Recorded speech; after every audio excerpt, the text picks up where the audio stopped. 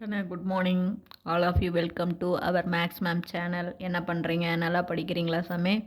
Wish you all the best. இன்றைக்கி நம்ம பார்க்க போகிறது 12th 4th chapter inverse trigonometry தான் பார்க்க போகிறோம். இன்வர்ஸ் ட்ரிக்னாமெட்ரியில் எக்ஸாம்பிள் 4.9 அதில் ஃபஸ்ட்டு சம் தங்கம்.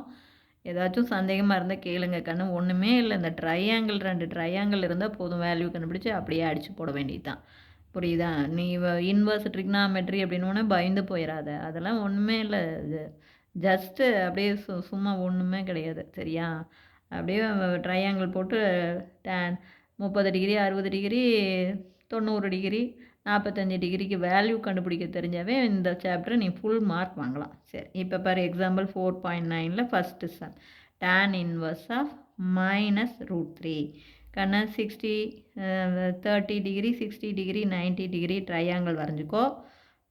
உனக்கே தெரியும் 1 2 √3. 30க்கு ஆப்போசிட் 1, 60க்கு ஆப்போசிட் √3, 90க்கு ஆப்போசிட் 2 போட்டுக்காச்சு. இப்போ நமக்கு tan 60 தெரியும். Opposite side by adjacent side. அப்போ 60 ஆப்போசிட் சைடு √3, அட்ஜசன்ட் சைடு 1, கீழே 1 போட தேவையில்லை. அப்போ தேர்ஃபோர் இப்போ நம்ம கணக்குக்கு வரலாம். tan இன்வர்ஸு மைனஸு இந்த √3க்கு பதிலாக சாமி tan 60ன்னு போட்டுக்கிற. அடுத்தது இது tan அப்படிங்கிறது ஒரு ஆட் ஃபங்க்ஷன், மைனஸை உள்ளே கொண்டு போயிரு. அப்போ tan இன்வர்ஸ் ஆஃப் tan -60. அப்போ -60 தான் -√3. இப்போ tan இன்வர்ஸ் tan கேன்சல் ஆகும். -60 டிகிரி.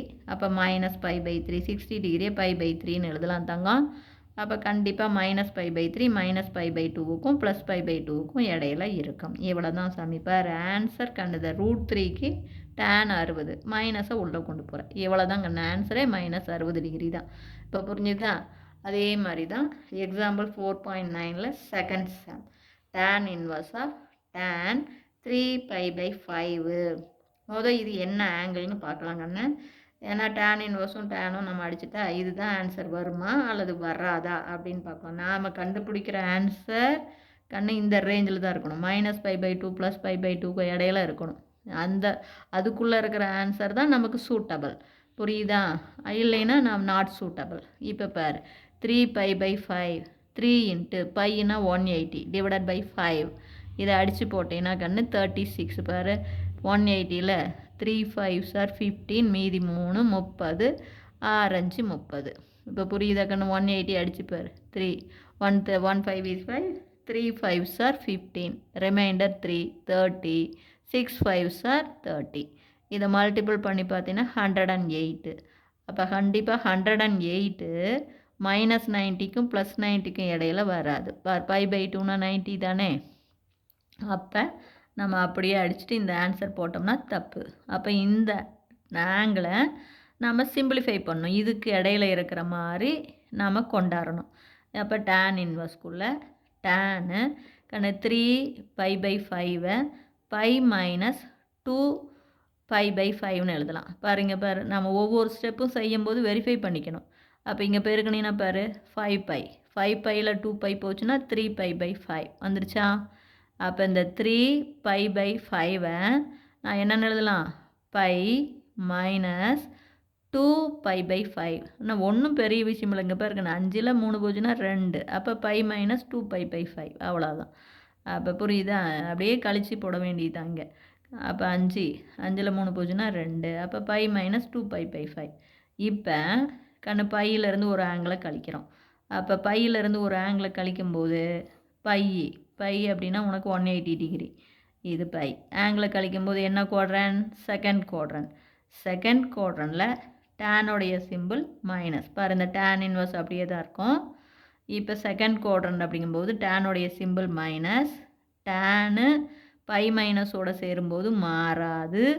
அப்போ tan 2π/5. இப்போ புரிஞ்சுதான் கண்ணு? இந்த ஆங்கிளை இது மாத்திரை அவ்வளோதான். 3π புரியுதா சாமி?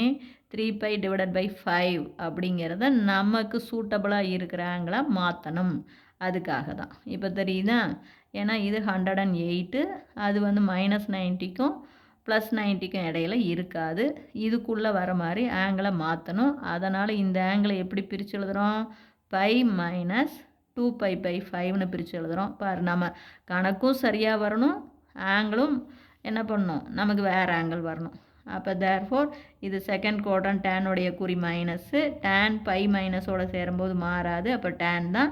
மீதி இருக்கிற ஆங்கிள் 2π/5.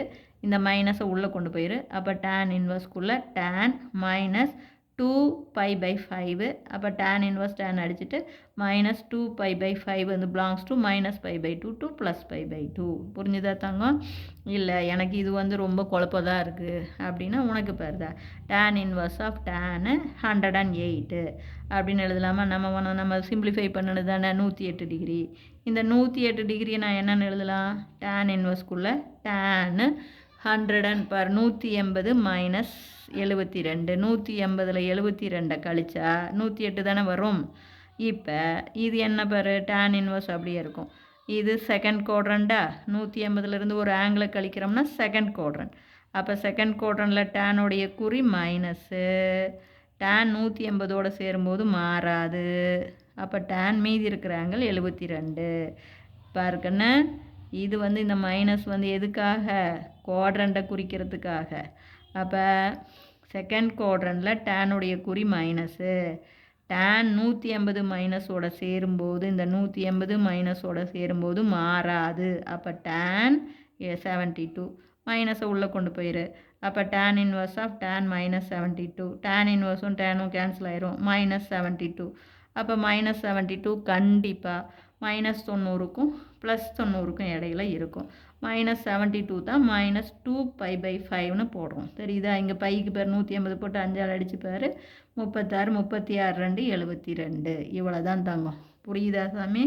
நம்ம ஆங்கிள் நமக்கு நம்மளுடைய ரேஞ்சுக்குள்ளே இல்லைன்னா நம்மளுடைய ரேஞ்சுக்குள்ளே வர மாதிரி ஆங்கிளை சிம்பிளிஃபை பண்ணணும். இவ்வளவு தான், வேறு ஒன்றுமே மேட்ரு கிடையாது.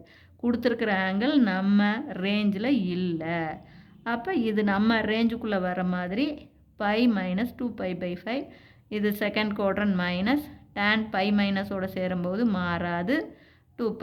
இப்போ மைனஸ் உள்ளே கொண்டு போயிட்டு டேன் இன்வர்ஸ் அடிச்சுக்கோ. அப்போ நம்ம ஆன்சர் -2π/5. இப்போ புரியுதா தங்கம்? இல்லை ஏதாச்சும் குழப்பமாக இருந்தால் கேளுங்க. Wish you all the best. Thank you.